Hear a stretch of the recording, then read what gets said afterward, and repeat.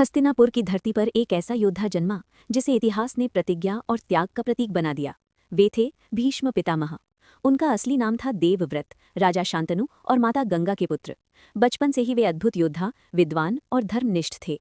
युद्ध, राजनीति, शास्त्र और नीति, हर विद्या में वे श्रेष्ठ थे। लेकिन उनकी महानता युद्ध से नहीं बल्कि एक त्याग से शुरू हुई। एक दिन राजा शांतनु मछुआरे की पुत्री सत्यवती से प्रेम करने लगे, पर सत्यवती के पिता ने शर्त रखी, सिंहासन पर वही बैठेगा जो सत्यवती का पुत्र होगा। समस्या थी, राजगद्दी का उत्तराधिकारी पहले से देवव्रत थे। जब देवव्रत को पिता का दुख पता चला तो उन्होंने इतिहास की सबसे कठिन प्रतिज्ञा ली। उन्होंने कहा, मैं जीवन भर विवाह नहीं करूंगा और कभी संतान उत्पन्न नहीं करूंगा। देवताओं तक ने इस प्रतिज्ञा को सुनकर कहा, ये व्रत भीषण है। तभी से देवव्रत कहलाए भीष्म। पुत्र के इस त्याग से भावुक होकर राजा शांतनु ने उन्हें वरदान दिया, तुम्हारी मृत्यु तुम्हारी इच्छा से ही होगी। यानी जब तक भीष्म स्वयं न चाहे कोई उन्हें मार नहीं सकता था। समय बीता और महाभारत का युद्ध शुरू हुआ।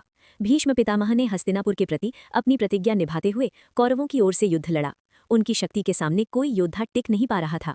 तब श्रीकृष्ण ने उपाय बताया, भीष्म स्त्री पर या स्त्री समान योद्धा पर हथियार नहीं उठाएंगे। अर्जुन ने शिखंडी को आगे रखकर युद्ध किया। भीष्म ने शस्त्र त्याग दिए और अर्जुन के बाणों से वे धरती पर गिर पड़े, लेकिन धरती को छू भी न सके।